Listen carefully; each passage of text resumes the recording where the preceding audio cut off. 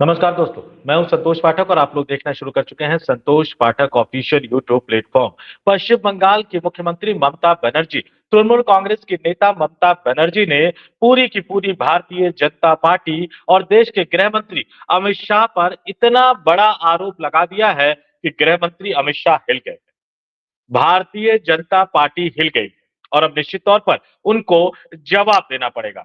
पश्चिम बंगाल में खेला शुरू हो गया है। पश्चिम बंगाल में बड़ा खेला शुरू हो गया है और इस बीच जब देश के गृह मंत्री अमित शाह पश्चिम बंगाल की धरती पर है, तो कांग्रेस पार्टी के बड़े नेता जो लोकसभा में एक जमाने में कांग्रेस के नेता के तौर पर विपक्ष के नेता भी रह चुके हैं, उन अधीर रंजन चौधरी साहब ने देश के प्रधानमंत्री नरेंद्र मोदी से मुलाकात की और इसी के साथ इस बात की अटकलें लगाई जा रही है कि क्या अधीर रंजन चौधरी भी अब कांग्रेस पार्टी के उन नेताओं यानी ज्योतिरादित्य सिंधिया, मिलिंद देवड़ा, जितिन प्रसाद, आरपीएन सिंह की लिस्ट में शामिल होने जा रहे हैं, यानी भारतीय जनता पार्टी का दामन थामने जा रहे हैं। और अमित शाह ने क्या कहा, जिस पर भड़की हुई ममता बनर्जी ने अमित शाह और पूरी की पूरी भारतीय जनता पार्टी और पूरे के पूरे केंद्र सरकार पर एक बड़ा आरोप लगा दिया है। एक बड़ी स्टोरी मैं आपके सामने लेकर आया हूं, जिसमें एक एक करके मैं तमाम तथ्यों को आपके सामने रखूंगा। लेकिन शुरुआत एक अपील, एक आग्रह के साथ कि अगर आपने अभी तक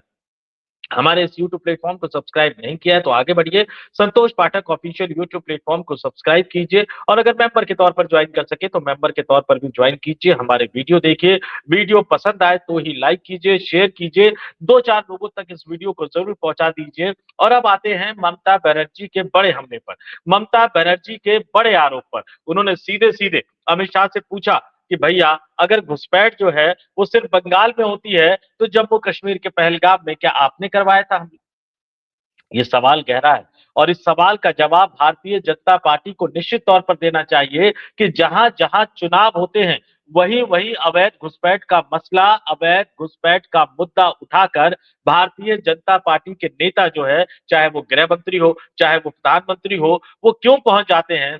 चुनाव के समय झारखंड में घुसपैठ को मुद्दा बनाया जाता है, चुनाव के समय बिहार में घुसपैठ को मुद्दा बनाया जाता है, चुनाव के समय दिल्ली तक में घुसपैठ को मुद्दा बनाया जाता है। चुनाव खत्म तो मुद्दा खत्म। और अब पश्चिम बंगाल में चुनाव है तो क्या मोहन भागवत, क्या राष्ट्रीय स्वयंसेवक संघ, क्या विश्व हिंदू परिषद के नेता और क्या भारतीय जनता पार्टी के नेता, पूरे के पूरे भारतीय जनता पार्टी और संघ परिवार से जुड़े तमाम संगठन पश्चिम बंगाल में उतर गए हैं, ये साबित करने के लिए अवैध घुसपैठियों को ममता बनर्जी बढ़ावा दे रही है। और इस बीच अधीर रंजन चौधरी ने दिल्ली में प्रधानमंत्री नरेंद्र मोदी से मुलाकात करके एक ऐसी चिट्ठी प्रधानमंत्री को सौंप दी है जिससे पूरी की पूरी भाजपा की पोल खुल गई है। क्या है वो चिट्ठी वो भी आपको बताऊंगा, लेकिन उससे पहले जरा मैं बता दूं कि अमित शाह पश्चिम बंगाल की धरती पर थे और पत्रकारों से बात करते हुए उन्होंने कहा कि तृणमूल कांग्रेस के 15 साल के शासन में भय, भ्रष्टाचार, कुशासन और विशेषकर घुसपैठ से बंगाल की जनता भयभीत भी है, आशंकित भी है।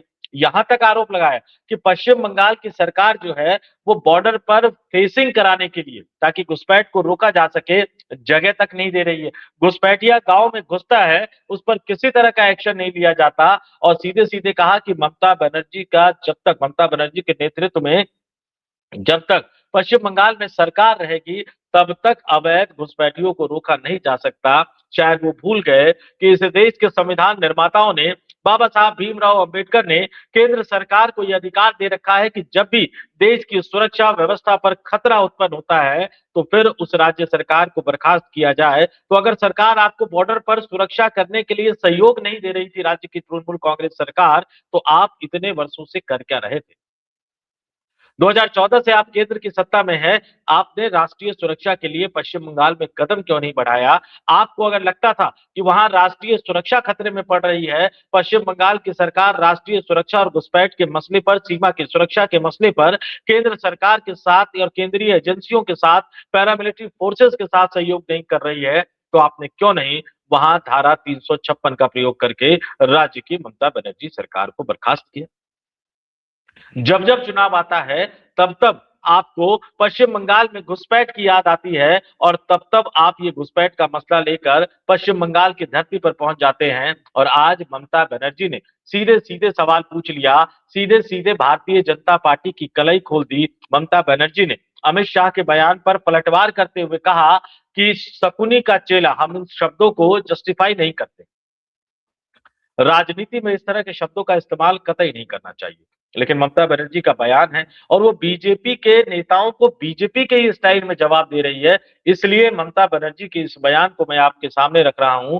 ममता बनर्जी ने कहा कि शकुनी का चेला दुशासन बंगाल में जानकारी जुटाने आया है।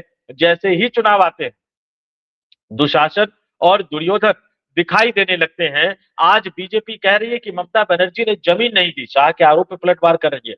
तो फिर पेट्रापोल और अंडाल में जमीन किसने दी? भाई शाह ने कहा कि बॉर्डर पे फेंसिंग के लिए जमीन नहीं दे रहे।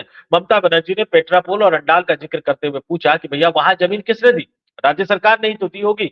और बांकुरा में आयोजित कार्यक्रम को संबोधित करते हुए ममता बनर्जी ने अमित शाह, नरेंद्र मोदी और भारतीय जनता पार्टी पर तीखा हमला बोलते हुए कहा कि भारतीय जनता पार्टी कहती है कि घुसपैठिए सिर्फ बंगाल से ही आते हैं। अगर ऐसा है तो क्या पहलगाम में हमला आपने कराया? दिल्ली में जो घटना हुई, दिल्ली में जो बम ब्लास्ट हुआ लाल किले के पास, उसका जिक्र करते हुए ममता बनर्जी ने पूछा कि दिल्ली में जो घटना हुई उसके पीछे कौन था। और यह भी आरोप उन्होंने लगाया कि भारतीय जनता पार्टी एसआईआर के नाम पर लोगों को परेशान कर रही है। अमित शाह ने बहुत सारी बातें बोली। अमित शाह ने यहां तक, उससे पहले बता दूं मैं आपको कि वो उन्होंने कहा कि पश्चिम बंगाल में ममता बनर्जी सरकार घुसपैठ को रोक नहीं पा रही है। अगर राज्य में भाजपा सरकार बनी तो यहाँ परिंदा भी पर नहीं मार पाएगा। बंगाल में सभी योजनाएं डेड एंड पर पहुंच गई है। 2014 से 2025 तक अब तक देश में नरेंद्र मोदी की सरकार है, फिर भी घुसपैठ हो रहा है। उत्तर प्रदेश में 2017 से भारतीय जनता पार्टी की सरकार है, फिर भी घुसपैठियों का राग अलाप रहे हैं। बिहार में लगातार एनडीए गठबंधन की सरकार है, फिर भी घुसपैठियों की बात कर रहे हैं। दिल्ली में दिल्ली पुलिस, चूंकि ये यूनियन टेरिटरी है तो दिल्ली पुलिस उपराज्यपाल के अंतर्गत आती है, यानी केंद्रीय गृह मंत्रालय के अंतर्गत। 14 से 19 तक दिल्ली पुलिस राजनाथ सिंह को रिपोर्ट करती थी, 19 से 25 यानी आज की तारीख तक अमित शाह को रिपोर्ट करती है। फिर भी दिल्ली में घुसपैठिए हैं। और आप पश्चिम बंगाल की जनता को भरमाने पहुंच गए कि आप हमें सत्ता में ला दो तो फिर पश्चिम बंगाल में घुसपैठ खत्म हो जाएगी। और अमित शाह ने बकायदा आंकड़े बताए कि 2014 के लोकसभा चुनाव में हमें पश्चिम बंगाल में 17% वोट और 2 सीटें मिली थी। 2016 के विधानसभा चुनाव में हमें 10% वोट मिले और 3 सीटें मिली। 2019 के लोकसभा चुनाव में हमें 41% वोट मिले और 18 सीटें मिली। 2021 के विधानसभा चुनाव में हमें 38% वोट मिले और 77 सीटें मिली। तो 2016 में 10% वोट के साथ 3 सीट मिली थी। 2021 में भारतीय जनता पार्टी ने सरकार बनाने का माहौल बनाया, लेकिन 3 से 77 पे तो पहुंचे, लेकिन वो सरकार नहीं बना पाए। और अब वो पश्चिम बंगाल की जनता से कह रहे हैं कि हमें पूर्ण बहुमत की सरकार दीजिए, तब हम पश्चिम बंगाल का विकास करेंगे। भैया उत्तर प्रदेश का क्या कर दिया, बिहार का क्या कर दिया, दिल्ली का क्या कर दिया, इन सब तथ्यों को तो आपके सामने रखना चाहिए।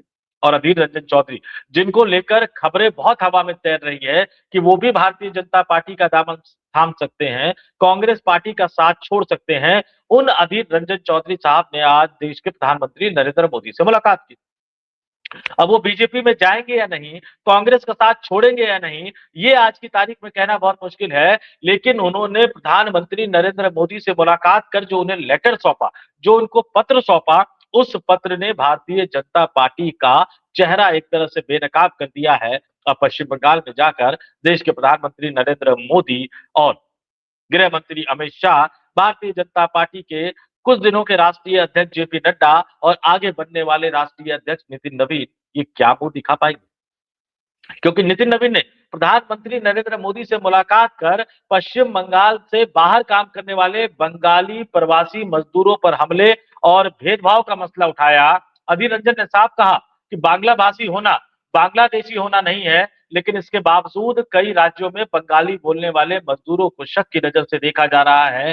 अधीर रंजन चौधरी ने जो प्रधानमंत्री को जो पत्र सौंपा, उसमें उन्होंने आरोप लगाया कि देश के अलग अलग हिस्सों, खासकर कुछ राज्यों में बंगाली भाषा बोलने वाले मजदूरों को घुसपैठिया बताकर निशाना बनाया जा रहा है। कई मामलों में उन्हें पीटा गया, जेल या डिटेंशन सेंटर तक भेजा गया। याद कर लीजिएगा एक मुख्यमंत्री के बयान को।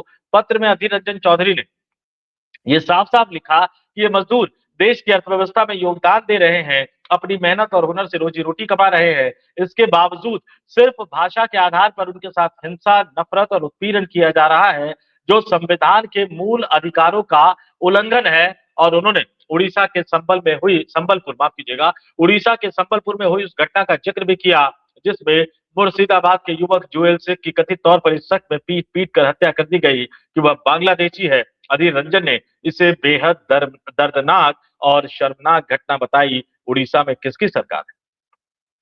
ये तमाम सवाल निश्चित तौर पर आपको सामने रखना चाहिए और उन्होंने दावा किया कि प्रधानमंत्री के सामने जब उन्होंने सारी बातें रखी तो प्रधानमंत्री ने कहा कि वो इस मामले को देखेंगे। अब मैं फिर से साफ कर दूं, अधीर रंजन चौधरी आने वाले दिनों में भारतीय जनता पार्टी में शामिल होंगे या नहीं होंगे, इस बात को लेकर अभी मैं कुछ नहीं कह सकता। लेकिन जो पत्र उन्होंने सौंपा, उस पत्र ने तो भारतीय जनता पार्टी की पोल खोल कर रख दी है। और ममता बनर्जी जिन शब्दों के साथ पलटवार कर रही है, उससे साफ-साफ ये नजर आ रहा है कि वो बिहार में जैसे राष्ट्रीय जनता दल ने सरेंडर कर दिया, वैसे सरेंडर नहीं करने जा रही। बिहार में जैसे राष्ट्रीय जनता दल और कांग्रेस में आखिरी समय तक सीटों को लेकर खींचतान चलती रही, हालत ये हो गई कि कई सीटों पर फ्रेंडली फाइट करना पड़ गया और नतीजा बुरी तरह से हारना पड़ गया उनको। कम से कम पश्चिम बंगाल में ये इतिहास ममता बनर्जी दोहराने नहीं देगी क्योंकि वो अकेले चुनाव लड़ेगी। कांग्रेस पार्टी को अपने गठबंधन में शामिल नहीं कर रही है और वो लगातार देश की राजधानी दिल्ली से लेकर पश्चिम बंगाल तक, संसद से लेकर कोलकाता तक, चुनाव आयोग के केंद्रीय चुनाव आयोग के दफ्तर से लेकर कोलकाता में जो चुनाव आयोग का दफ्तर है वहां तक अपनी लड़ाई जारी रखे हुए हैं। यहां तक कि तृणमूल कांग्रेस के राष्ट्रीय महासचिव और ममता बनर्जी के भतीजे अभिषेक बनर्जी 31 दिसंबर को देश के मुख्य चुनाव आयुक्त ज्ञानेश कुमार से भी मुलाकात कर अपनी बातें रख रहे हैं। एसआईआर अभियान को लेकर सवाल पूछेंगे और निश्चित तौर पर तृणमूल कांग्रेस पश्चिम बंगाल को इतनी आसानी से अपने हाथ में नरेंद्र मोदी क्या करेंगे अमित शाह, ये तो आने वाली बात है। लेकिन एक बात तो तय है कि वो घुसपैठ का मुद्दा उठाएंगे, बंगाली समुदाय से जुड़े, बंगाल के जुड़े महापुरुषों के अपमान का मुद्दा उठाएंगे। लेकिन जब वो एक उंगली दूसरे की तरफ करेंगे तो बाकी की बाकी उंगलियां उनकी अपनी तरफ घूमती हुई नजर आएगी। कि आप बताइए, जहां चुनाव वहीं घुसपैठ होता है क्या? और घुसपैठ का मुद्दा, राष्ट्रीय सुरक्षा का मुद्दा आपको चुनाव के समय ही याद क्यों आता है? और निश्चित तौर पर जब आप घुसपैठ का मुद्दा वहां उठाएंगे तो पूछा यह भी जाएगा कि जम्मू कश्मीर जो कि यूनियन टेरिटरी है, जो कि सीधे-सीधे केंद्र सरकार के तहत आता है, केंद्रीय गृह मंत्री के तहत आता है, उन अमित शाह साहब के गृह मंत्री रहते हुए जम्मू कश्मीर में लगातार आतंकवादी हमले कैसे हो रहे हैं? पाकिस्तान से आतंकवादी जम्मू कश्मीर में कैसे घुस जा रहे हैं? सवाल ये भी पूछा जाएगा कि आप पश्चिम बंगाल में घुसपैठ का राग अलाप रहे हो, देश की राजधानी दिल्ली में आतंकवादी कैसे पहुंच गए? आप जहां रहते हो, आपका जहां कार्यालय है, आपके पुलिस का मुख्यालय है, वहां से कुछ ही किलोमीटर की दूर पर आतंकवादियों ने देश की राजधानी दिल्ली को कैसे दहला दिया? ये सवाल निश्चित तौर पर पूछे जाएंगे, बार-बार पूछे जाएंगे। तो इस वीडियो में इतना ही। अपने तमाम दर्शकों से मैं अपील करूंगा, आग्रह करूंगा, आप कमेंट जरूर कीजिएगा। आप कमेंट करके बताइए कि अमित शाह सही है या ममता बनर्जी सही है, दोनों में से किसका स्टैंड, किसका बयान सही है। और जिस तरह से केंद्र सरकार को घुसपैठ सिर्फ चुनावी राज्यों में क्यों नजर आता है और देश की राजधानी दिल्ली तक में जो बम धमाके हुए, जम्मू कश्मीर में जो निर्दोष नागरिकों को मारा गया, क्या उसके लिए गृह मंत्री अमित शाह को जिम्मेदार नहीं ठहराया जाना चाहिए? क्या केंद्र की नरेंद्र मोदी सरकार को जिम्मेदार नहीं ठहराया जाना चाहिए? तो इस वीडियो में इतना ही। मुझे यानी संतोष पाठक को दीजिए इजाजत। आप तमाम लोग देखते रहिए संतोष पाठक ऑफिशियल यूट्यूब प्लेटफॉर्म। बहुत बहुत धन्यवाद, आभार, नमस्कार।